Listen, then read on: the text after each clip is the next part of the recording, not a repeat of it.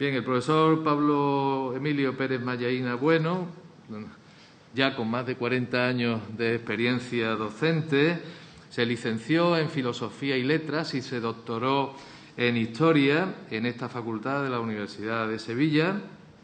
Es catedrático, en la actualidad es catedrático del Departamento de Historia de América y a lo largo de esa dilatada carrera ha ocupado diferentes cargos, como por ejemplo director del Departamento de Historia de América de esta facultad entre los años 1992 y 2000.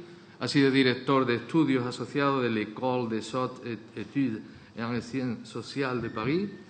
Ha sido responsable de contenidos históricos del Pabellón de la Navegación de la Exposición Universal Sevilla 1992. Ha sido profesor invitado en la Universidad de Minnesota y en la actualidad es director de la revista de temas americanistas, que es una referencia en esta materia, no solamente en España, sino en el mundo. Ha recibido premios de investigación, tal como se acaba de indicar anteriormente. Ha recibido el Premio del Mar, otorgado por la Armada Española en los años 1980 y 1992. El Premio Roger de Lauria en el año 2009. El Premio Fama en la edición del año 2020, en el año anterior. Y fruto también de esa amplia, esa dilatada carrera de más de 40 años, ha impartido cursos y conferencias en diferentes universidades, tanto españolas como extranjeras, entre las que hay que resaltar pues, la Universidad de París IV, la Sorbonne, la Universidad de Harvard en Estados Unidos, la Universidad de Minnesota igualmente, o la Universidad Nacional Autónoma de México. Y ha publicado, por tanto, también un extenso y elevado número de artículos en multitud de revistas, tanto nacionales como internacionales, y una veintena de libros, entre los que me cabe señalar o destacar, entre ellos, Política naval en el Atlántico entre 1700 y 1715, La Armada del Mar del Sur, Los hombres del océano, Vida cotidiana en las armadas y flotas de India en el siglo XVI, traducida al inglés por la Johns Hopkins University Press, El hombre frente al mar, Naufragios en la carrera de India durante los siglos XVI y XVII, La campaña de las terceras, de Antonio de Ulloa, Retrato de una ciudad en crisis, la sociedad limeña ante el terremoto de 1746 y su última obra, o penúltima, podríamos decir, ¿no? Y cumbre, que por ser un referente, Las atarazanas de Sevilla. Es además académico correspondiente de la Real Academia de la Historia y de la Real Academia Hispanoamericana de Cádiz, entre otras muchas de distinciones que sería muy largo comentarle. Creo que, además, estando ya al final de la celebración de la circunnavegación, uno de los máximos especialistas y prestigiosos estudiantes de la navegación, de sus hombres, de los descubrimientos geográficos, no podía ser de otra manera que pudiera darnos precisamente esa visión tan certera como él nos tiene acostumbrado. Así que, pues, Pablo, mi agradecimiento y cuando quieras tienes la palabra. Señor decano y equipo de gobierno, espero que me escuchéis bien. Muchas gracias por invitarme. La verdad es que soy muy honrado, ¿no? Queridos compañeras, queridos compañeros, muchas gracias por escucharme. Y quiero sobre todo dirigirme a vosotros, a los alumnos de primero, a quien va dirigido pues este acto, fundamentalmente. Permitidme que os tutee. No es una falta de respeto, es simplemente una cuestión de cercanía, de afecto, desde el principio. Y tal vez la licencia que tengo por mi edad, ¿no? Aquí se ha hecho referencia a ella. Y yo os voy a contar un secreto. Espero que no salga de este aula el secreto, por lo menos que no salga de Europa. Mirad, en el año 1969 estaba yo sentado ahí donde estáis vosotros ahora, escuchando mi primera clase, recibiendo mi primera clase. 1969. Entonces el aula era más grande, cabía más gente. Han pasado, si hacéis la cuenta, desde esa fecha hasta el 2021, 52 años. 52 años estaba yo aquí y ahora estoy aquí. Se ha cubierto un ciclo. Pero mirad, en esa época, cuando yo era alumno, tenía una enorme ilusión y la sigo teniendo. Sigo teniendo una enorme ilusión por empezar este curso, porque la universidad es una aventura apasionante, de verdad os digo. Fijaos de mi experiencia. Una aventura de conocimiento, pero no solo de conocimiento científico, no, conocimiento también de personas. Vais a conocer a compañeros que espero que sean vuestros amigos y vais a conocer a profesores que espero que con el tiempo sean auténticos maestros, maestros en el sentido amplio que tiene esa hermosa palabra, maestros, ¿no? Insisto, la universidad es una aventura del conocimiento, del conocer, del saber, del comprender, del comprenderse a uno mismo y a los demás. Y ya que estamos hablando de aventuras, pues yo voy a contar una aventura que es una aventura de viajar, tal vez el viaje más extraordinario del mundo, y una aventura también de fabricar la imagen de nuestro mundo. De eso os voy a hablar. Es decir, os voy a hablar del primer viaje de circunnavegación, el que hicieron Magallanes y culminó Elcano, entre 1519 y 1522. Ahora se cumplen los 500 años. Es una fecha antigua, pero es que esa efemérides y ese gran viaje se produjo aquí al lado. Aquí empezó y aquí terminó. Si vosotros salís de aquí en 7 minutos andando, habréis pasado el postigo del aceite, llegaréis a las Atarazanas y después al río. Allí salió la expedición, allí volvió. Así que vamos a ver algo que es cercano. Y yo os lo quiero comentar a través de los testimonios de los protagonistas de entonces. De los protagonistas, testimonios que van a ser escritos, algunos serán escritos. Mirad, las palabras de aquellas personas ya no las podemos recordar, no las podemos escuchar, perdón. Las palabras se las lleva el viento de la historia, ¿no? Pero sí podemos ver los ecos de las voces de esas personas en los textos, en las crónicas que se escribieron entonces. Y así será. Vamos a intentar ver esos textos de esos protagonistas. Y también vamos a ver testimonios gráficos, imágenes, pero que no van a ser para adornar, porque van a ser fuentes históricas. Casi todas serán de esa época, de la época de ese viaje del que ahora se cumplen 500 años. Esta primera imagen que tenéis aquí no es tan antigua. Este es el mapa de la Tierra, de nuestro planeta, tal y como hoy lo comprendemos, ¿no? Bueno, pero esta no era la imagen que se tenía en 1519, hace 500 años, un par de años más, que se tenía entonces. Mirad, esta es la imagen que se tenía entonces de nuestro mundo. Este es el Atlas Miller.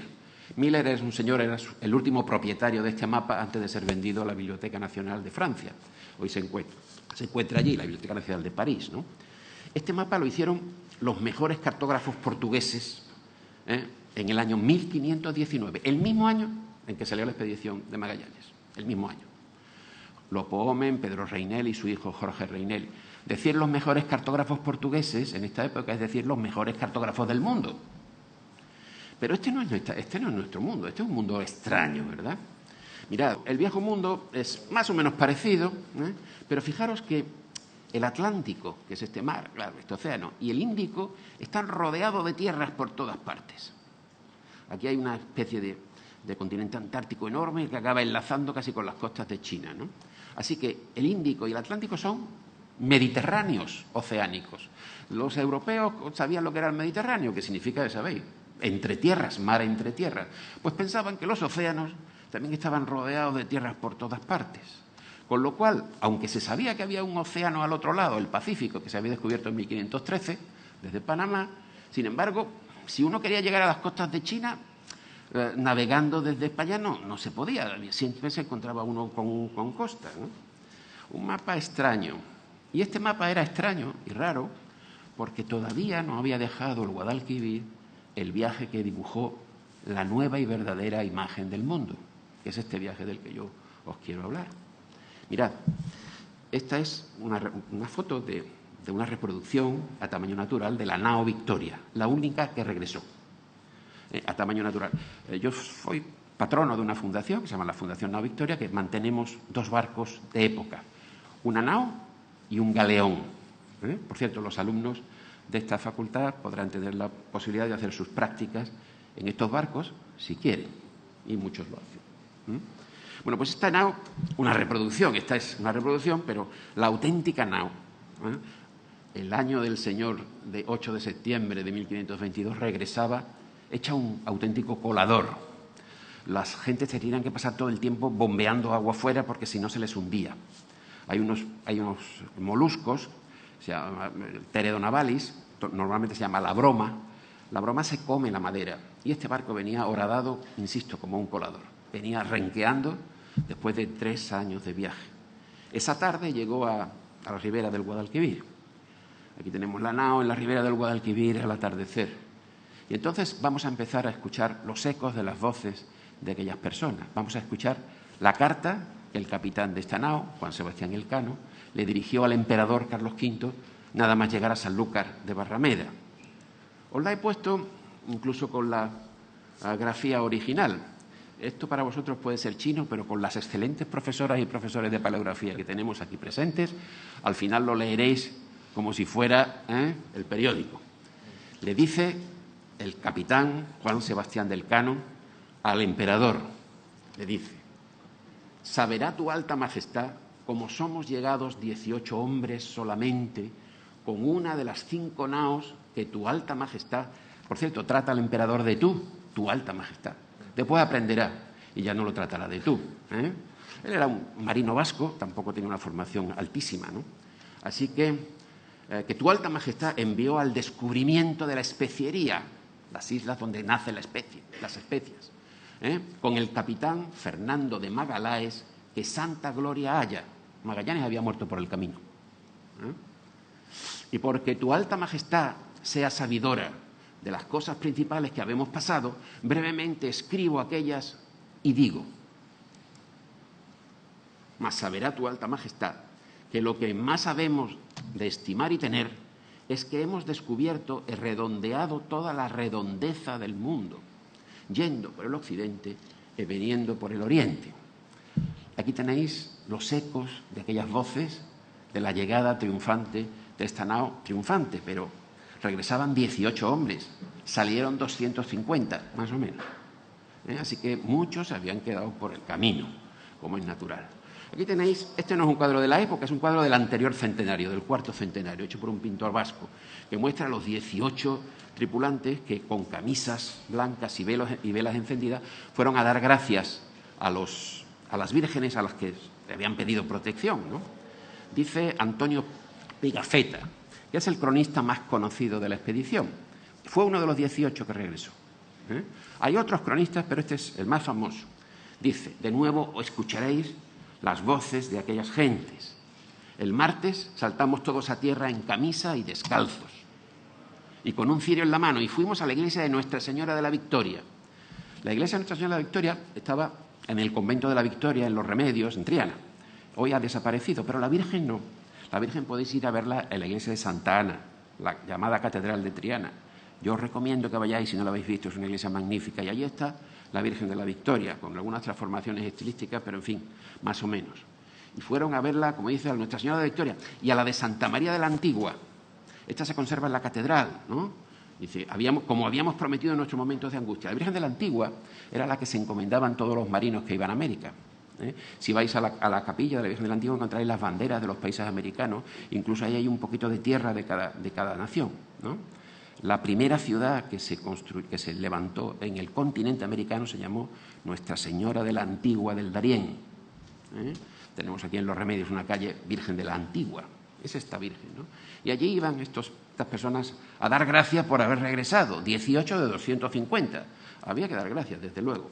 En fin, aunque estos hombres los estamos recordando por dar la vuelta al mundo, la primera vuelta al mundo, ellos no fueron a dar la vuelta al mundo. Volvieron dando la vuelta al mundo porque no tenían más remedio. Ya veremos por qué. Ellos iban a esto. Este es el Atlas Miller, de nuevo. Primero os he puesto el planiferio y ahora uno de los mapas interiores. Este es el mapa que muestra las maravillas del Oriente. Aquí tenemos la India, aquí tenemos Indochina, la Java, Sumatra, y aquí tenemos, efectivamente, las maravillas del Oriente. A por eso iban, a por las riquezas del Oriente. Aquí tenéis una ampliación, los extraños animales, los extraños seres humanos, los rinocerontes, que pensaban que eran los antiguos unicornios medievales, las ciudades, que decía Marco Polo que tenían el techo de oro, Decía Marco Polo, el gran viajero, que Cambalik tenía el techo de oro. Pues por esto iban. Claro, pero no era fácil llegar allí, por varias razones. Primero, había dificultades políticas. Mirad, España y Portugal habían llegado a un acuerdo, creo que lo sabréis, para repartirse el mundo. Y se trazó un meridiano al oeste de las islas de Cabo Verde y después de las Azores. Y esta era la frontera entre los descubrimientos españoles, que quedaban hacia el oeste, y los descubrimientos portugueses, que quedaban al este.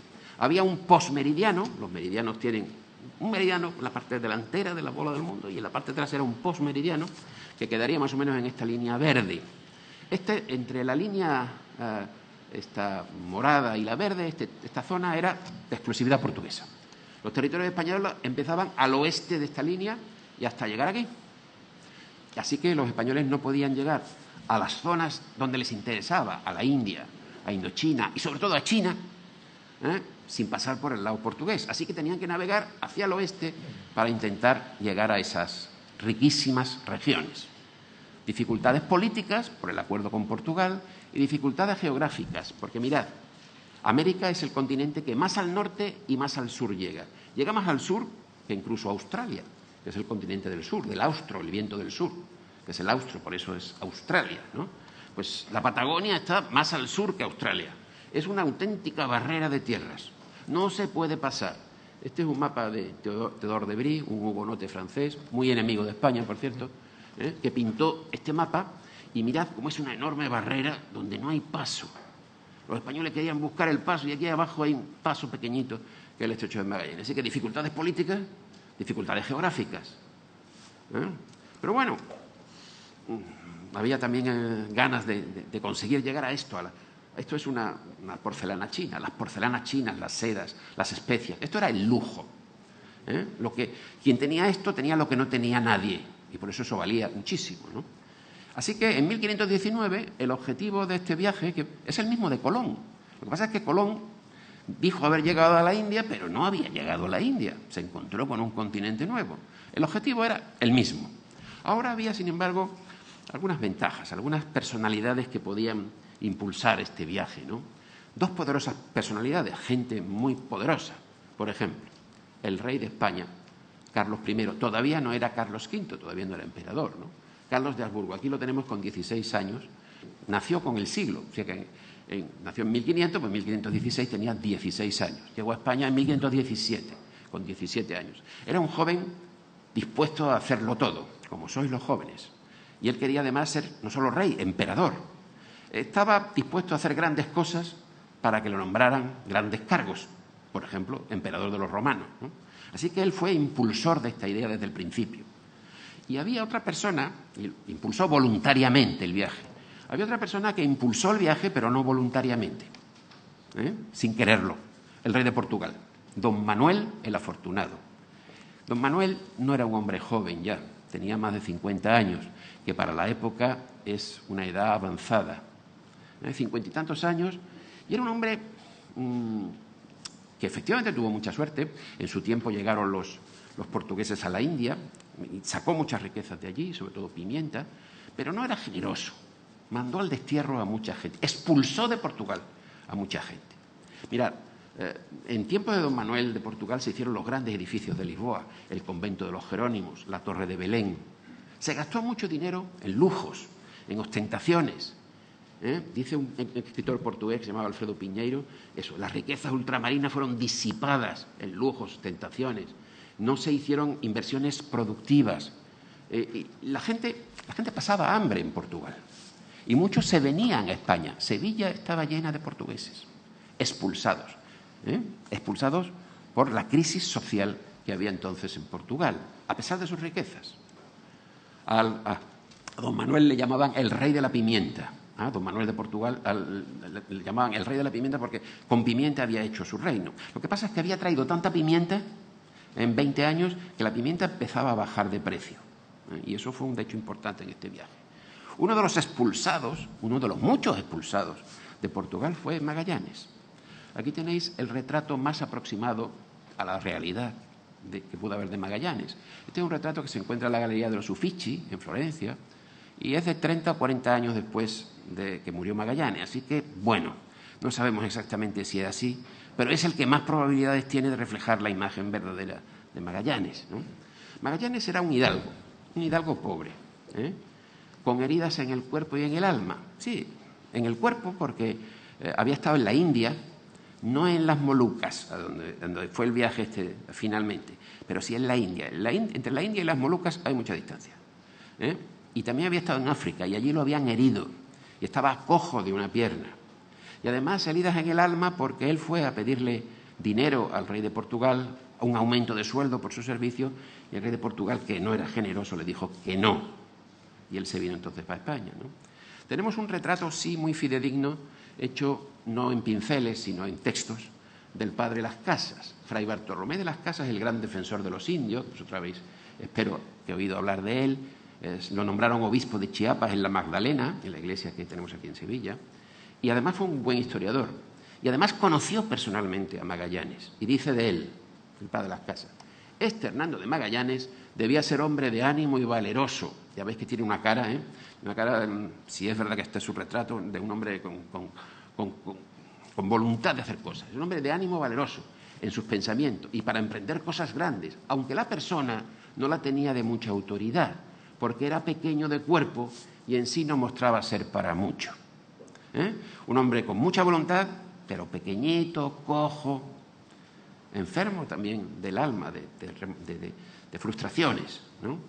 Y este hombre, pequeñito, cojo, pero muy valiente, valeroso, se vino a España diciéndole al rey de España que las Molucas, que eran la isla donde se daba la especie más cara, de la India se sacaba la pimienta, pero estaban los portugueses sacando tanta pimienta que había bajado de precio. Sin embargo, había otra especie que era el clavo de olor. El clavo era la especie más cara del mundo y esa se daba casi exclusivamente en las Molucas. Y allí es donde quería ir Magallanes. Y decía Magallanes que las Molucas estaban tan lejos de la India que ya caían del lado español. Os lo explico. Esta es de nuevo la línea de división entre el lado portugués y el lado español. El lado portugués sería del amarillo hacia adentro y el lado español del verde hacia allá. Pero claro, en el posmeridiano, que se daba lo mismo, mirad, esta es la India. Aquí están Diu, Goa, Calicut, los lugares donde habían llegado los portugueses, la costa Malabar. Pero las Molucas estaban aquí, a mucha distancia de la India. Tanta distancia que decía Magallanes que ya caían al lado español, que sería esta zona de aquí. No era verdad, estaban en el lado portugués, pero estaban a 500 kilómetros de la línea. Y como el Ecuador tiene cerca de 40.000 kilómetros, realmente era muy difícil saber dónde estaban las Molucas. Así que se vino Magallanes a la corte española diciendo: las Molucas caen en el lado del emperador. Y vino con este mapa. Este mapa se llama el mapa Cushman IV. Cushman es uno de los propietarios del mapa, no es nadie importante en la cartografía. Está atribuido a Jorge Reinel, que era uno de los grandes cartógrafos que hemos visto que colaboró en el Atlas Miller. Jorge Reinel estuvo trabajando para el rey de España también, como Magallanes. Lo que pasa es que los portugueses lo repescaron, se lo volvieron a llevar a Portugal. Con Magallanes lo intentaron, pero no lo consiguieron. Hizo este mapa, el Cushman IV, donde se ve el viejo mundo, y aquí está el nuevo mundo, las Antillas de Castilla, de Castella, ¿no? Esta es Cuba, la Española, y esta es la costa del continente americano, esto es Sudamérica, esto sería el Brasil. Y fijaros que al otro lado del mapa, aquí a la izquierda, en un Pacífico, un mar Pacífico que se sabía que existía ese mar Pacífico desde 1513, porque Núñez de Balboa desde Panamá había descubierto un mar al sur que ellos llamaron Mar del Sur, porque lo tenían en ese caso al sur, ¿no? Pues aquí están estas islas, que son las Molucas, y como veis, según la mentalidad de Magallanes, estaban en un océano Pacífico muy pequeñito y las islas estaban muy cerca. Aquí tenéis ampliado este mapa, veis, esta es la costa americana, este es el Brasil, aquí sería el Paso, aquí dice Antillas de Castella, mar visto por los castellanos, ¿sí? El mar del sur, desde Panamá, esto es Panamá, el mar aparece al sur. Y aquí a la izquierda, no muy lejos de la costa americana, por lo tanto, en el hemisferio español, están islas, dice el mapa, illas da Molúcua do ven o cravo, islas de las Molucas, de donde viene el clavo, que es como decir de donde viene la suprema riqueza de aquellos tiempos, ¿no? ¿Dónde pensaba Magallanes que estaba el paso? Bueno, él pensaba realmente que estaba en el Río de la Plata. El Río de la Plata, desembocadura del Paraná, del Paraguay, pero no estaba ahí el paso realmente. Realmente el Río de la Plata es un estuario enorme, es el estuario más grande del mundo. Tiene cerca de 300 kilómetros de largo y en algunas partes tiene 250 kilómetros de ancho. Eso parece un mar, pero no es un estrecho, es un río, la desembocadura de varios ríos. Realmente el estrecho está aquí más abajo, está bastante lejos del Río de la Plata, pero eso no lo sabía Magallanes. Así que allá se fue. Pero primero Magallanes lo que tenía que hacer es llegar a un acuerdo con el rey de España y lo hizo muy fácil porque tuvo, bastante fácil, porque, más fácil que Colón, por ejemplo, porque tuvo buenos apoyos. Aquí tenemos a Juan Rodríguez de Fonseca. Era el ministro sin cartera de Indias. Desde el tiempo de los Reyes Católicos es el que mandaba en todos los negocios de América y seguía mandando. Era obispo de Burgos. Y aquí tenemos a un comerciante, Cristóbal de Haro, también de Burgos. Ahí había una conexión entre gente, ¿no? Amigos, claro que sí, como siempre, ¿no? Cristóbal de Haro era un comerciante que trabajaba en Lisboa con pimienta y se dio cuenta que la pimienta bajaba de precio. Y dice, pues hay que trabajar con otra cosa, hay que trabajar con el clavo.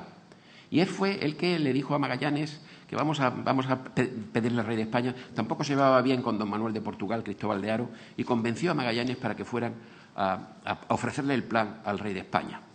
Y los dos se fueron y entre Fonseca y Cristóbal de Haro convencieron con rapidez al rey de España de que hiciera un acuerdo. Carlos I, todavía no era emperador, insisto, estaba dispuesto a hacer grandes planes, ¿no? Y llegó a unas capitulaciones, que son unos acuerdos, en marzo de 1518. Se dice, vas a navegar con 5 barcos, pero no vas a invadir el hemisferio portugués. Decía Magallanes, no, si es que las islas están en territorio español, no hay problema. El rey pagaría toda la expedición, Magallanes sería el capitán general, recibiría el 20% de los beneficios, no está nada mal, y 2 islas en propiedad. Esto es muy importante por cómo fueron las cosas. 2 de las islas que descubriera se las podía quedar Magallanes, ¿no? Bueno, este era el acuerdo. Pero la vida de Magallanes peligró después del acuerdo, porque los portugueses estaban, cuando se enteraron de esto, estaban dispuestos, dice el padre de las Casas, que hasta matar a Magallanes. Desde luego el embajador de Portugal en España, Álvaro da Costa, hizo todo lo posible. Y el espía, el representante de Portugal aquí en Sevilla, Sebastián Álvarez, también estaba dispuesto a hacer lo que fuera. Se entrevistaron con Magallanes para decirle que volviera a Portugal, que le estaba haciendo un feo a su rey, pero Magallanes dijo que no, que él había jurado ya lealtad al rey de España y que no iba a volver. Pero mirad lo que dice el padre de las Casas sobre las intenciones de Portugal, incluso de matar a Magallanes. Díjose que andaban por matar a Magallanes. Así andaba a sombra de tejados. Es decir, no salía de casa, a sombra de tejados, siempre el tejado protegiéndolo, ¿no? Así que andaba siempre a sombra de tejados. Y por eso el obispo de Burgos, es decir, Fonseca, Juan Rodríguez Fonseca, cuando se tardaba en negociar con él, después del sol puesto, enviaba gente de su casa que hasta la posada lo acompañasen. Iba con escolta, ¿no? Bueno, al final no lo mataron. No se atrevieron, no pudieron los portugueses y Magallanes se vino a Sevilla a organizar la armada. Estuvo, pues, desde mayo del 18 hasta agosto del 19 organizando la armada. Y en Sevilla se encontró a muchos compatriotas. Había muchos portugueses en Sevilla, de los que habían huido de don Manuel, ¿no? Y especialmente fue muy importante que el alcázar, el alcaide del alcázar, era un noble portugués, don Jorge de Portugal. Y su mano derecha, el teniente de alcaide, era Diego Barbosa, también portugués. Pues Magallanes se casó con la hija de Diego Barbosa, Beatriz Barbosa, que la conoció en el Alcázar y estableció una gran alianza con estos personajes también portugueses. Y el alcaide era del Alcázar y de las Atarazanas. Las Atarazanas era el gran arsenal que hay en Sevilla. Este es un edificio que yo creo que muchos de vosotros no conoceréis, pero se encuentra detrás del Arco del Postigo y es una maravilla, es un superviviente de la historia, desde el siglo XIII. Y aquí se organizaban los barcos. Ahora parece que por fin se va a arreglar este edificio. Aquí se organizan las armadas, aquí se guardaban los alimentos, se guardaban los materiales, y los barcos estaban en el río arreglándose. Pero Magallanes tenía ese apoyo de que los portugueses dominaban en las Atarazanas, dominaban el Alcázar. dominaban la ciudad. El viaje costó 8 millones de maravedíes, el de Colón costó 2. Bueno, habían pasado 20 años y Colón llevó solo 3 barcos. Pero para que tengáis una idea, las rentas ordinarias de la corona de Castilla por entonces eran 400 millones de maravedíes. Es decir, que 8 millones eran el 2% de las rentas de la corona, las rentas ordinarias. No está mal, es una cantidad importante. Tanto que cuando Carlos V es nombrado emperador, y es nombrado mientras que se organiza la expedición, necesita todo el dinero del mundo. Hay que sobornar a los príncipes alemanes, hay que pagarles su voto. Lo habían efectivamente nombrado emperador, pero eso se paga. Entonces se le acaba el dinero y deja entrar capital privado en la empresa. Alrededor del 20% de la empresa la paga Cristóbal de Haro, ese comerciante que estaba en Lisboa y que desde el principio había apoyado a Magallanes, se le deja participar por el 20%. Él además representaba a comerciantes alemanes, a comerciantes flamencos, a grandes negociantes del norte de Europa. Así que con eso se compran 5 barcos que son barcos del norte, norteños, naos. Aquí los tenéis en un dibujo de final del siglo XV, que sería como más o menos serían los barcos de Magallanes. Están pintados de negro, estaban embetunados, con betún. Lo mismo que cuando uno sale un día de lluvia se pone betún en los zapatos para que el agua resbale, pues así estos barcos eran negros también. Y eran barcos pequeños. Aquí los tenéis, Trinidad, San Antonio, Concepción, Victoria, la única que regresó, Santiago, 23 metros de eslora, 24, 22, 21. Eslora es lo largo que es el barco. Esta clase tiene más de 21 metros, es más grande, más larga que la Victoria, ¿no? Aquí tenéis la reproducción de la nao Victoria, tamaño natural. Esto es un cascarón de nuez.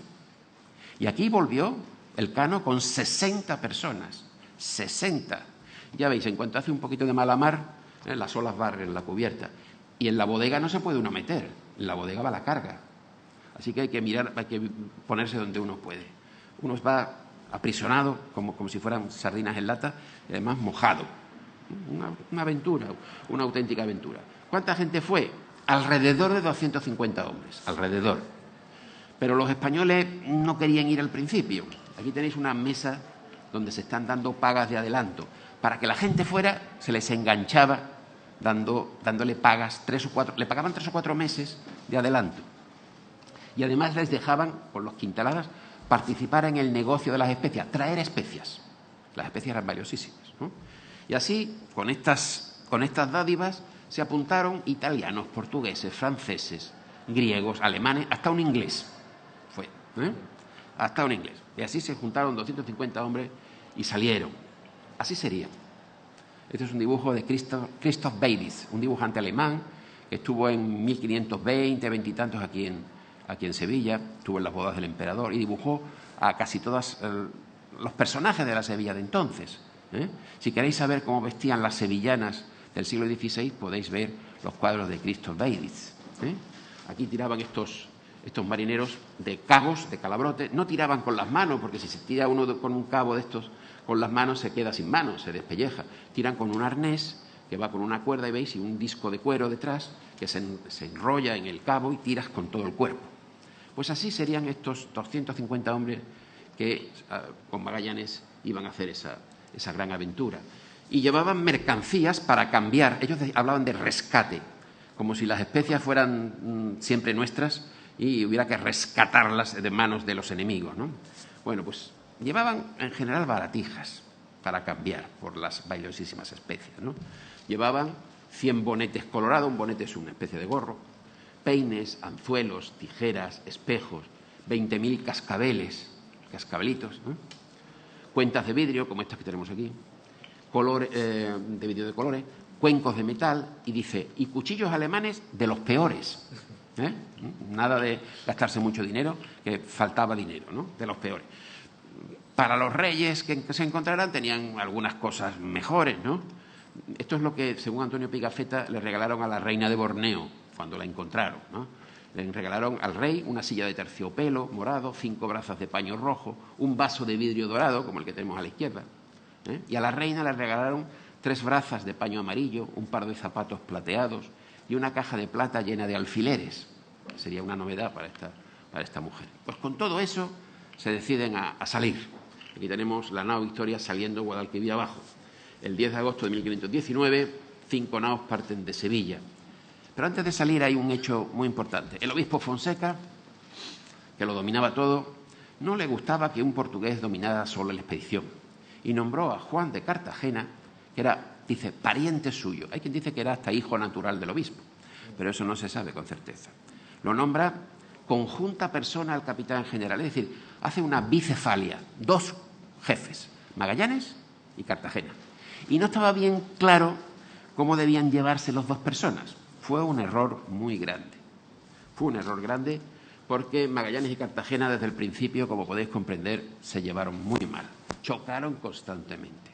Además, Magallanes era un hombre muy celoso de su autoridad. Le sentó muy mal que le nombraran a este Cartagena como conjunta persona. Y aunque tenía que dar información a Cartagena de todo, no le daba información de nada. Hizo una ruta muy rara, pegado a la costa africana, hacia el sur, y decía, se rumoreaba en los barcos, este hombre nos va a entregar a los portugueses, a algunos asentamientos portugueses, porque en el fondo es un portugués, y nos va a entregar. ¿Dónde vamos? Y Magallanes no contestaba. Y los roces entre Cartagena y Magallanes cada vez fueron mayores. Lo que al principio eran granitos de arena se convirtieron en montañas de rencor entre ambos, ¿no? Y sobre todo cuando llegaron las calmas ecuatoriales, una vez que giraron los barcos en dirección, por el Ecuador, en dirección a Sudamérica, se producen, no hay viento, hay calma. Las velas se quedan flácidas, hace mucho calor, el barco no anda. Y si no anda, se puede acabar el agua. Y las tensiones se incrementan. Y las tensiones estallaron una noche. Mirad, mientras navegaban a Brasil, como dice ahí, hay tormentas, pero sobre todo el problema estaba dentro de los barcos. Había la costumbre y la necesidad que cuando anochecía, cuando se hacía de noche, todos los barcos se debían de acercar a la nao capitana para dar el santo y seña, para recibir el santo y seña y para seguir un farol que se iluminaba en la popa, en la parte de atrás de la nao capitana. Durante la noche no se veía y entonces todos seguían el farol de la capitana y tenían que darle instrucciones y saludar, cada capitán del barco saludaba al capitán general. Bueno, pues llegó un día que Cartagena no saludó al capitán general, se acercó con su barco pero lo mandó a un marinero que saludara en su nombre. Salve, señor capitán, y buena compañía, se decía. Pero lo hizo un marinero. Y Magallanes se enfadó tanto que le mandó llamar. Y dice, la próxima vez no te voy a saludar con un marinero, sino con el peor de los grumetes. Total, que al final Cartagena fue arrestado por Magallanes, puesto bajo grilletes. Y la expedición llega en diciembre del 19, llegan a Brasil. Mirad, este es el mapa Miller de nuevo. Y mirad cómo hay aquí, pues, toda la belleza del Brasil, los animales exóticos, el palo de Brasil. Brasil viene el nombre del palo Brasil, un palo de tinte, ¿no? Y cuando llegan aquí se produce la primera baja en la expedición. Por cierto, es una ejecución. Había un maestre es el segundo de a bordo, era un cargo muy importante que se le descubre intentando tener relaciones sexuales con un grumete y se le ejecuta por sodomía. Bueno, aparte de ese hecho cruel y lamentable, pues se aprovecha para hacer intercambios con los indígenas y dice Pigafetta, cambiamos asimismo a buen precio figuras de naipe, le daban cartas para jugar. Por un rey de oro me dieron 6 gallinas, dice, y aún se imaginaban haber hecho un magnífico negocio. Por un espejito me dieron 8 o 10 papagayos. Mira, esta es una imagen muy curiosa de un atlas francés de la primera mitad del siglo XVI, el Atlas Valar, que muestra a europeos cambiando espejitos, cuchillos, por papagayos, por monos. Un papagayo en Europa se vendía por una millonada. Tener un ave exótica como esa era una gran riqueza. Pues allí anduvieron cambiando unas cosas por otras, pero estaban en Brasil y tenían que bajar hacia el sur. Y cuando llegaba abril del año 1520, del año siguiente al salir, se ven obligados a parar en la Patagonia, aquí al sur de la Argentina. ¿Por qué paran en abril? Porque estamos en el hemisferio sur, y en el hemisferio sur en abril no empieza la primavera, empieza el otoño y después viene el invierno. Terrible clima.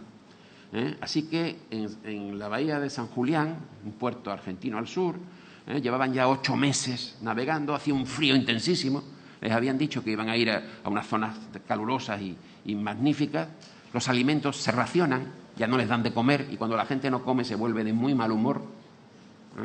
Y entonces allí aparece ya el motín.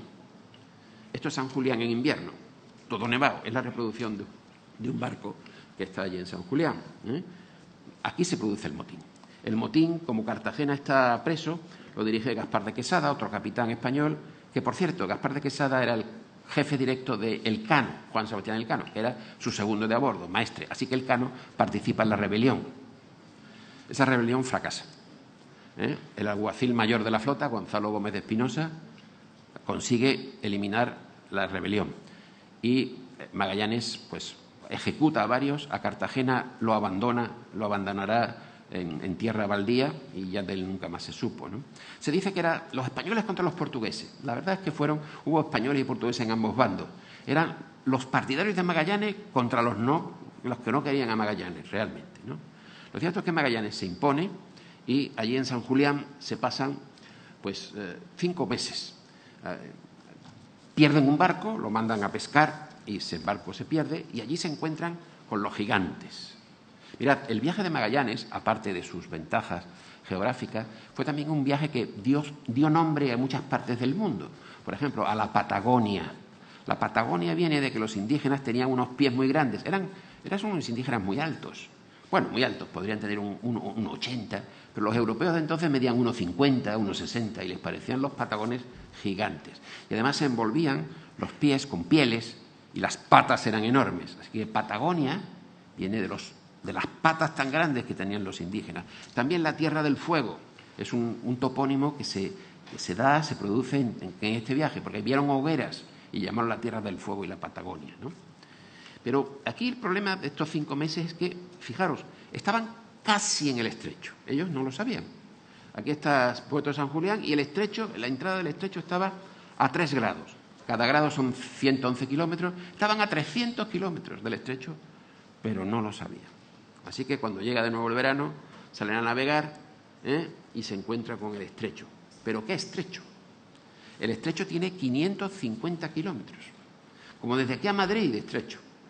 Por recovecos, en un clima tremendo. Y cuando llegan a la entrada, pues no sabían realmente si aquello era estrecho o no era estrecho. El agua era salada, debía ser el estrecho. Pero un estrecho de 550 kilómetros es un señor estrecho. Mirad cómo dice Ginés de Mafra, que era otro de los cronistas. Este era andaluz y fue uno de los pocos que volvió de la otra nave, de las 2 naves que quedaron al final. Volvió por las rutas portuguesas. Dice, aquí estaba Magallanes muy pensativo. A ratos alegre, a ratos triste. Porque cuando le parecía, Magallanes está en medio del estrecho, le parecía que aquel era el estrecho que le había prometido, alegrábase tanto que decía cosas de placer. Luego tornaba a estar triste, si por alguna imaginación parecía que no era aquel. Al final determinó seguir adelante. Pero mirad el estrecho. El estrecho de Magallanes es un sitio peligrosísimo para pasar, incluso con un barco a motor. Las montañas están muy cerca del agua, hay muchos escollos. Mirad, barcos hundidos en el estrecho actualmente, barcos a motor, barcos hundidos muchísimos. Sé que el estrecho es un sitio prácticamente muy difícil, ¿no? En ese estrecho deserta una de las naos. Fijaros, ya nada más que le quedan 3 barcos a Magallanes. Una se hundió cuando intentaban pescar en San Julián. Esta simplemente deserta. Había un piloto, Esteban Gómez, que era partidario de decir, bueno, ya hemos encontrado el estrecho, pero no tenemos alimentos suficientes, volvamos a España, carguemos de alimentos y ya hacemos el viaje de verdad y con seguridad. Magallanes le dijo que no, que seguían adelante y él desertó. Se vino con una de las naos, se llevó a Sevilla. Ya nada más que le quedan 3 naos a Magallanes, ¿no? Navegar por el estrecho es muy difícil, de noche hay que parar, hay que echar el ancla y delante se mandan a las pequeñas chalupas, a los barcos de remo que llevaban, las pequeñas barcas que llevaban a bordo, que van sondando, siempre viendo la profundidad de agua que había para no dar por un escollo. Y de nuevo vamos a escuchar las voces de estos hombres en la relación de Pigafetta, cuando por fin una de estas chalupas que iba adelante vuelve diciendo, hemos encontrado el estrecho. En este tiempo se envió una chalupa muy bien equipada. Los marineros de la chalupa volvieron al 3er día y nos comunicaron que habían visto el cabo en que termina el estrecho y un gran mar, esto es, el océano. Todos lloramos de alegría. Esta gente son seres humanos. Y nosotros decimos, vamos a hacer un viaje, el viaje de Magallanes, y vosotros lo estudiáis en los libros. No olvidad que dentro de estas historias que os contaremos siempre hay seres humanos como nosotros, más antiguos, pero con los mismos deseos, con las mismas frustraciones, con los mismos hábitos en gran parte. Bueno, pues ya habían dado con el mar, sí, pero ¿qué mar? El Pacífico, el mayor océano del planeta. Una inmensidad de 162 millones de kilómetros cuadrados. Mirad, España tiene 500.000 de kilómetros cuadrados. Así que en el Pacífico caben 320 veces España. Pero en el Pacífico es que caben todos los continentes emergidos. Caben dentro. América tiene 42 millones. 42, no 162. Asia tiene 44 millones de kilómetros cuadrados. Así que Australia, que tenemos aquí, tiene 10. Tú pones todos los continentes en el espacio y caben. Una inmensidad. Una inmensidad. Tardaron 3 meses y 20 días en cruzarlo. Mirad, Colón tardó 1 mes en cruzar el Atlántico. 1 mes. Así que Magallanes tardó más en cruzar el estrecho de Magallanes, que tiene su nombre, ¿no?, que Colón en cruzar el Atlántico. Y aquí Magallanes tardó 3 meses y 20 días, casi 4 meses, en cruzar este mar. Y perdió 20 hombres. Y lo pasaron muy mal porque tenían muy pocos alimentos. Dice Pigafetta. Es un párrafo muy conocido, pero por si alguien no lo conoce. El bizcocho era el pan que comían los marineros, que estaba cocido 2 veces. Bis coctus. Y por eso estaba muy duro. Algo así como la regañá que tomamos aquí en Sevilla, ¿no? Bis costus. No era dulce, era el pan. El bizcocho que comíamos no era ya pan, sino un polvo mezclado con gusanos que habían devorado toda la sustancia y tenía un hedor insoportable, por estar empapados en orines de ratas. El agua que no veíamos obligados a beber era igualmente pútrida y hedionda. Para no morir de hambre llegamos al terrible trance de comer pedazos de cuero con que se habían recubierto el palo mayor. Frecuentemente quedó reducida nuestra alimentación a serrín de madera como única comida, pues hasta las ratas, tan repugnantes al hombre, llegaron a ser un manjar tan caro que se pagaba cada una a medio ducado. Medio ducado son 150 maravedíes, una cosa así. Así que 20 días y 3 meses en cruzar el enorme Pacífico, sin encontrar nada, hasta que llegar a una isla de las Islas Marianas, que se llamó la isla de Guam, que fue española hasta prácticamente el siglo XX. Y ahí llegaron a estas islas, y es la isla que ellos llamaron la Isla de los Ladrones. Este es un documento muy interesante, este de aquí abajo. Es el llamado Códice Boxer. El Códice Boxer es un códice hispano-chino-filipino. Parece una canción, hispano-chino-filipino. Bueno, pues este códice es de la segunda mitad del siglo XVI.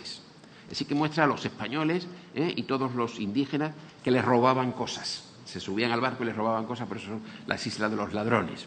Y de ahí siguieron navegando hasta llegar a las Filipinas. En abril de 1521, tras 1 mes en el mar, llegan a esta isla, la isla de Cebú, que tenía una pequeña isla al norte que se llama la isla de Mactán. Eso era un paraíso. Las Filipinas, paisajísticamente, son un paraíso. Esta es la isla de Cebú. Un paraíso, y cuando llegó Magallanes ahí casi se le olvidan las especias. Él decía que él se quería quedar ahí. Dice Ginés de Mafra, le dijo a los suyos que ya estaba en la tierra que había deseado. Y dice Pigafetta, Magallanes, según decían, traía ciertas islas de merced. Recordad que habíamos dicho que en las capitulaciones a él le dieron 2 islas. Barrunta sé que quería tomar entre ellas a Cebú porque él lo había dicho muchas veces. O sea que este pobre hidalgo llega a Cebú, se encuentra allí una isla rica, frondosa. Los habitantes, mirad, esta es una imagen de las islas en un códice francés, en un plano francés, y allí en el códice Boxer se ve a tagalos, es decir, habitantes de Filipinas que llevaban grandes collares de oro. Así que muchos súbditos, muchos collares de oro. Yo me hago señor de vasallos aquí y me convierto no en un hidalgo pobre, sino en un auténtico rey. Ya se me olvidan hasta las especias. Pero cometió un error Magallanes muy serio. Se inmiscuyó en los problemas locales. La isla de Mactán no quisieron obedecer al señor de Cebú. Él había bautizado al señor de Cebú, le había llamado Don Carlos como el rey, y a su mujer le había llamado Doña Juana como la madre del rey, la Juana la Loca. Y el de Mactán no le obedecía. Así que con 60 hombres, solo con 60 hombres, se dirige a la isla de Mactán y va derecho a la muerte. Iba con armaduras, con armas europeas, pero como tenía que desembarcar en una barca, claro, las piernas no se las protegió. No se puso armaduras en las piernas, se hubieran ahogado. Y eso los indígenas se dieron cuenta. Los indígenas que atacaron a Magallanes serían así. Este es un guerrero filipino del Códice Boxer, que es de la segunda mitad del XVI, muy cercano a Magallanes. Tenemos aquí un escudo de madera y una lanza de hierro. No estamos en América, donde los indígenas no tienen hierro. En Asia se conoce el hierro. Y es otra cosa. Y mirad cómo murió Magallanes. según Pigafetta. Un isleño logró poner la punta de la lanza en la frente del capitán. Quiso sacar la espada, pero no pudo. Se dieron cuenta los indios y uno de ellos, asestándole un sablazo en la pierna izquierda, las piernas las tenían desprotegidas, le hizo caer de cara, arrojándose entonces contra él. Así murió nuestro guía, nuestra luz y nuestro sostén. No hay que decir que Pigafetta era firme partidario de Magallanes y gran enemigo del Cano. Total, que los españoles no son invencibles. Y aquellos tagalos que antes habían sido tan generosos, tan buenos, que se habían dejado bautizar, les engañan. Los invitan a una comida, a 53 de ellos, y los degüellan a medio comer, matan a casi todos. Y allí habían ido los principales. El Cano no fue a la comida esa porque no era de los principales. Y Pigafetta, el cronista, estaba herido en Mactán y no fue tampoco. Pero los que fueron, los mataron a todos. Se quedan sin hombres. Y entonces queman una de las 3 naos que le quedaban. Ya nada más que quedan 2. La Trinidad y la Victoria. Entonces el Cano resucita de alguna manera para esta historia. Aquí del Cano no tenemos imágenes, pero como esta es de Zuloaga, que es un gran pintor, pues he puesto esta, por lo menos buena. Aquí aparece el Cano, que hasta entonces había tenido eso que se llama un perfil plano. Yo no me muevo, no vaya a ser que me ahorquen. Magallanes quiso ahorcar al Cano, al final no, los demás no le dejaron que lo ahorcase. Entonces, pero ahora, como no hay gente y quedan 2 barcos, el Cano se hace con el mando de la Victoria. Y Gómez de Espinosa, que era el que sofocó el motín, se hace cargo de la dirección general, de la Capitanía General y de la otra nao, la Trinidad. Quedan 2 naos. Pero están aquí en Cebú y tienen que llegar hasta Ternate y Tidore en las Molucas. Y esto, señores, es un auténtico laberinto de islas. Porque Filipinas tiene 7.000 islas.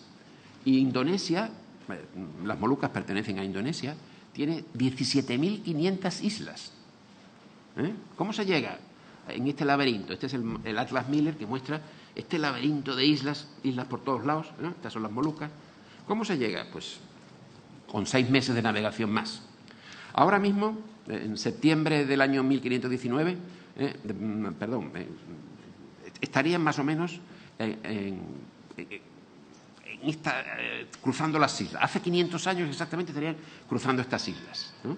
Y por fin, el 7 de noviembre, como si fuera dentro de 2 meses, llegarían hace 500 años exactos a las Islas de las Especias. Aquí tenéis una imagen de las Islas de las Especias, una imagen muy interesante, porque es del libro de Marco Polo, del libro de las maravillas de Marco Polo, un libro que era propiedad del duque de Borgoña de principios del siglo XV. Aquí están los indígenas recolectando las especias.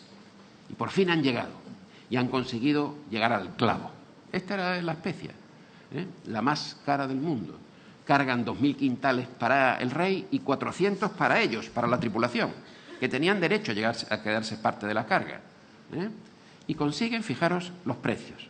Consiguen 5 quintales, un quintal son unos 50 kilos, por 3 ducados. A ellos les habían costado 5 quintales, 3 ducados. En Sevilla, esos mismos 5 quintales los vendieron por 210 ducados. 70 veces más. 70 veces más, un 7.000% de incremento. No de ganancia, porque hay que quitar los gastos, pero un 7.000%. Este era el aire de verdad que movía las velas de aquellos barcos. Estos incrementos enormes en las ganancias, de un 7.000%. Todo está cargado, y como dice aquí Pigafetta, cada marinero hasta vendía su camisa para comprar clavo, dice. Como cada marinero quería llevarse a España su carga de especias, muchos cambiaron la capa, los zapatos, la camisa por clavo, para traer estas riquísimas especias. Todo está preparado, 2 barcos, hay que volver, pero cuando van a volver, a una de las naos se le hace una gran vía de agua, no puede volver, se tiene que quedar allí. La nao Victoria no tiene problemas, los vientos del monzón soplan en dirección hacia África, vamos para allá, vamos a dar la vuelta al mundo porque los vientos soplan para allá. La otra nave tuvo que esperar 3 meses, ya los vientos no soplaban en buena dirección e intentó cruzar el Pacífico sin éxito. La otra nave no volvió. Mirad cómo estos hombres que, insisto, son seres humanos y que lloran y que sufren y que se alegran. Aquí tenemos marineros de la nao Victoria despidiéndose en un puerto. Pero dice Antonio Pigafetta cómo se despidieron las 2 naves. Sospechaban que no se volverían a ver nunca más y así pasó. Entonces los barcos se despidieron con una descarga recíproca de la artillería. Los nuestros nos siguieron en su chalupa tan lejos como pudieron y nos separamos, en fin, llorando. Antes lloraban de alegría ahora lloran de pena por separarse. El viaje de vuelta fue peor que el de ida. Bueno, la Trinidad intentó llegar a Panamá, intentó llegar por el Pacífico a Panamá, no lo consiguió, y la cogieron los portugueses y prácticamente volvieron 3 o 4 desanados por las rutas portuguesas. La Victoria, que siguió la ruta hacia África, hacia el oeste, de nuevo hacia el oeste, iba con 47 europeos y 13 indígenas de las Molucas, con 60 personas. Y si en atravesar el Pacífico tardaron 3 meses, en tocar tierra de nuevo desde que salieron de las Molucas tardaron 5 meses. Nunca se había hecho en el mundo una navegación de 5 meses sin tocar tierra. Y atravesando el Océano Índico, por la medianía del Océano Índico. Eso fue una auténtica aventura naval, una gesta que no ha tenido igual en la historia de la navegación, ¿no? Mirad, atravesaron el Océano Índico sin parar, intentaron parar en el Cabo de Buena Esperanza, pero allí las rocas, la costa es muy dura, los vientos empujaban contra las rocas y tuvieron que seguir hasta las islas de Cabo Verde. Allí pararon por primera vez. Aquí está, es un precioso mapa portugués, el Atlas de Vaz Dourado, y muestra las islas de Cabo Verde. Las islas de Cabo Verde intentan comprar arroz, pero lo quieren comprar con clavo. Y los portugueses se dan cuenta que vienen de las Molucas, que decían que eran suyas. Entonces le apresan 12 o 13 hombres y los supervivientes tienen que salir, picar los cabos de las anclas y salir hacia Sevilla. Ya estamos llegando. De Cabo Verde hay que meterse en el océano para coger vientos favorables y de nuevo a Sanlúcar de Barrameda y a Sevilla. De nuevo en Sevilla. Este cuadro tan bonito está también en la iglesia de Santa Ana. Ir a verla, por favor. Y en el centro, entre Santa Justa y Rufina, está la Sevilla de Magallanes y Elcano de 1519 o 20. Esta es la Sevilla de entonces. Aquí están las puertas de las Atarazanas. Aquí está la Giralda, todavía sin la parte renacentista, la Torre del Oro, el ingenio Grúa, el puente de barcas. Aquí llega Magallanes y nosotros queremos decir cuáles fueron las consecuencias del gran viaje. ¿Qué consecuencias tuvo este viaje? Mirad, dibujar el mapa del mundo. Esto es un mapa medieval. Así veían en el siglo XI o XII cómo era el mundo. Esto no es nuestra visión del mundo. Esto es lo que se llama un mapa de T en O. T, este sería el palo de la T. Aquí hay un ramal, que sería el río Don, y este sería el río Nilo. Porque esto que tenemos a la izquierda, verad, estos mapas están orientados hacia el este. Arriba lo que está no es el norte, como en nuestros mapas. Está Jerusalén, que está al este. Por eso nosotros decimos que estamos orientados o desorientados.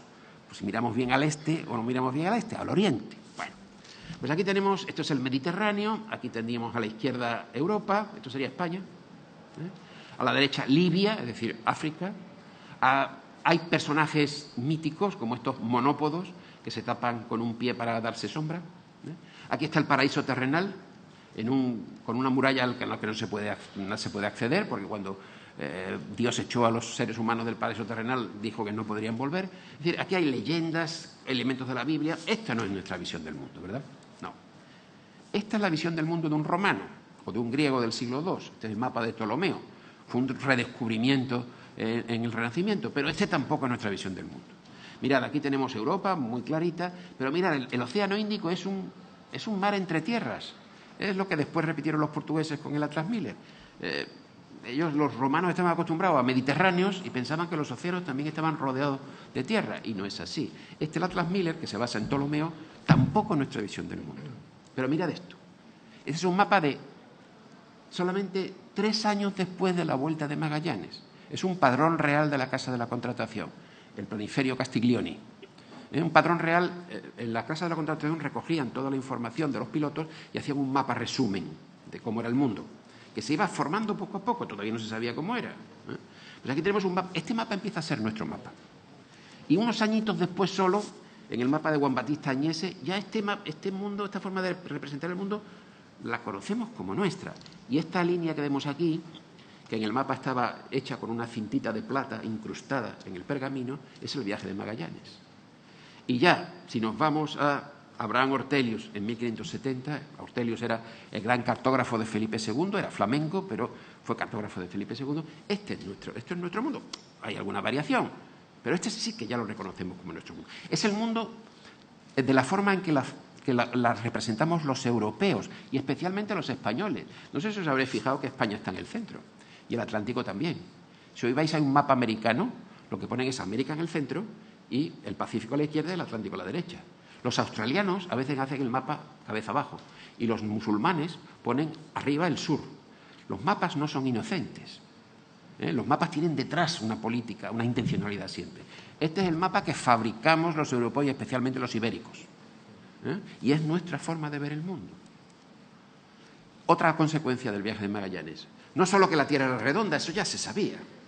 Se comprueba ahora pragmáticamente que la Tierra es redonda. Pero sobre todo se sabe el tamaño de la Tierra. Esta es la visión de un mapa medieval, donde la que pudo tener Colón, con un océano Pacífico muy pequeño, pero esto es ya la visión después del viaje de Magallanes, con un continente americano y sobre todo un océano Pacífico enorme. Otra consecuencia, los europeos piensan que han superado a los griegos y a los romanos. Eso es el Renacimiento, ¿no? Aquí tenéis una ánfora griega donde se ve el viaje de Ulises y las sirenas. Las sirenas no eran con cuerpo de pescado, sino con cuerpo de ave, ¿no? Y ahí está Ulises atado al palo. La Odisea, el gran viaje de la antigüedad. Pero eso era por el Mediterráneo. O como el viaje de Jasón y los argonautas, que es por el Mar Negro a buscar el vellocino de oro. Pero esos son viajes pequeñitos. Mirad lo que dice el secretario de Carlos V, Maximiliano Transilvano, que oyó los relatos de toda esta gente que fue en el viaje. Dice: son estos 18 marineros más dignos de ser puestos en inmortal memoria que aquellos argonautas que con Jasón navegaron. Aquel griego, Jasón, navegó desde Grecia solamente por el mar del Ponto, el Mar Negro. Y esta nao Victoria, partiendo de Sevilla, dando la vuelta al globo, volvió a Sevilla. ¿El mar del Ponto? ¿El Mar Negro? Eso es un charco. Eso no es nada. Nosotros hemos navegado por el Pacífico, hemos navegado por el Índico. Nosotros hemos superado a los griegos. Es decir, la sensación de ser el centro del mundo, el antropocentrismo del Renacimiento, no solo es pintar la Capilla Sixtina, no solo es esculpir la piedad, es también dar la vuelta al mundo. Esa sensación de haber superado a los griegos y a los romanos. Y otra consecuencia muy importante, todos los océanos de la Tierra están comunicados. Todos. No hay océanos estos rodeados de tierra, no hay mediterráneos oceánicos. Por lo tanto, se puede ir navegando a todos los lugares del mundo. Y la navegación es el sistema de comercio más barato, lo sigue siendo. Esto es otra consecuencia muy importante de este viaje. Y otra consecuencia, el principio del fin de los monstruos. Los europeos creíamos que el mundo estaba lleno de monstruos, de seres extraños como esto. Aquí tenemos un cíclope, un monópodo, que se tapa el sol con el pie, se da sombra, o esta figura que tiene los ojos en el pecho, ¿no? O esta otra imagen, los hombres con cara de lobo. Estos son todas ilustraciones del libro de Marco Polo. Bueno, pues los europeos pensaban esto, pero cuando venían estos viajes de descubrimiento se va por todo el mundo y se ve que no hay monstruos. Dice Maximiliano Transilvano: es de notar que estos nuestros españoles nunca hayan visto, ni haya habido, ni que haya los semejantes hombres monstruosos. Así que lo que los antiguos acerca de esto dijeron se debe tener por cosa fabulosa y falsa. Hasta Aristóteles no se engaña. Dice cosas y eso no son verdad. Otra regla. Y se dice también que este viaje, estoy terminando, no os asustéis, es el inicio de la globalización, ¿no? Bueno, sí, pero todavía quedaba para la globalización. Mirad, este es un mapa muy bonito del Pacífico, es un portulano holandés que está en la Biblioteca Nacional de Francia también. Y una cosa curiosa. Después de Magallanes se mandaron varias expediciones a las Molucas desde España. Salieron 15 o 20 barcos. Ninguno volvió. Solo la Victoria volvió. Solo. Porque atravesar el Pacífico ida y vuelta era prácticamente imposible. Habría que esperar a algo muy importante, a que Hernán Cortés conquistara México. Pero curiosamente, Hernán Cortés conquista México en el mismo momento que Magallanes hace su viaje, en 1519. Y entonces sí, México como plataforma dará la posibilidad de hacer esta gran ruta de globalización que une el extremo de Occidente con el extremo de Oriente, pero con el intermedio de México. Se llega hasta México, se desembarca y desde Acapulco se sale a las Filipinas y se vuelve. Y además, con América se tiene algo muy importante. Se trataba de comerciar con China, ¿verdad? Aquí tenemos imágenes de China. Los chinos no quieren baratijas. Los chinos quieren plata. Esta es una moneda española del siglo XVIII con resellos chinos. Ha viajado desde Perú o desde México esta es mexicana, desde México. Ha viajado a China, con ella se han comprado sedas, mantones de Manila, pero los chinos la han acuñado, porque los chinos quieren plata. Mirad lo que le dijo a Vasco de Gama, al portugués primero que llega allí, a la India, y empieza a darle espejitos. Le dice el Zamorín de Calicut. Zamorín es un título, el rey de Calicut, a Vasco de Gama en 1498. En mi tierra hay mucha canela, jengibre y pimienta, y muchas piedras preciosas, y lo que yo quiero de la tuya es oro y plata, coral y escarlata. A mí no me vengas con espejitos. Así que América permite con la plata hacer un comercio mundial. Sin el descubrimiento de Colón, el de Vasco de Gama no hubiera tenido mucho resultado, ¿no? Y quiero terminar así con una reflexión. Mirad, me gusta mucho esta imagen de la izquierda, es un cuadro de William Turner, uno de mis pintores favoritos. Aquí se ve a un viejo barco de línea de la época de Trafalgar, un barco de 3 cubiertas, que va dirigido al desguace por un vaporcito de nada. Pero el vaporcito significa la modernidad, el barco moderno que arrastra al viejo galeón, bueno, galeón más que un galeón, un avión de 3 puentes, un gran barco de guerra.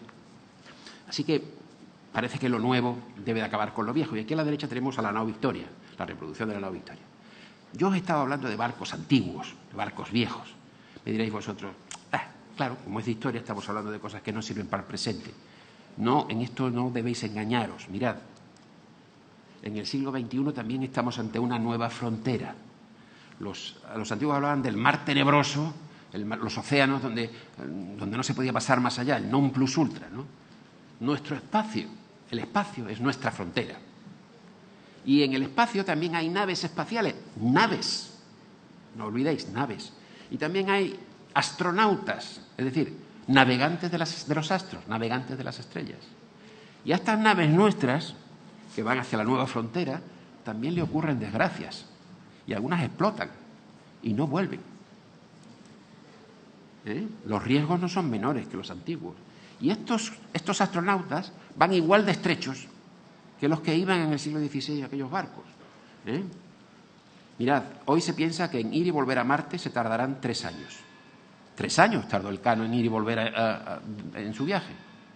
Y en estos barcos olería tan mal como en los barcos, como en las naves espaciales olerían tan mal como en los barcos. Decía que los barcos del rey se olían antes de verse, de lo mal que olían. Pues aquí dirían muy parecidos, muy parecidos.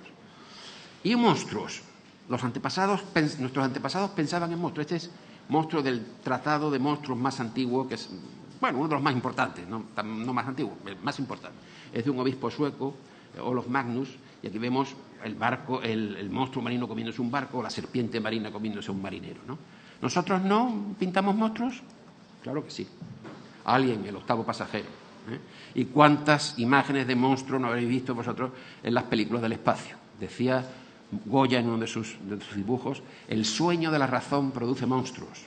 Cuando no razonamos, cuando no sabemos, creamos monstruos. Así que, y esta es la última imagen que os pongo, el espacio es nuestro mar tenebroso y las estrellas son nuestro plus ultra. Tenemos que aprender de los antiguos, tenemos que mirar hacia ellos, cómo resolvieron sus problemas. ¿Nos enfrentaremos nosotros por la lucha de los nuevos mundos? ¿Pasaremos a cuchillo a los habitantes que encontremos más allá de las estrellas? Tenemos que aprender porque quedan muchos horizontes por descubrir y muchos mapas que dibujar. Muchas gracias.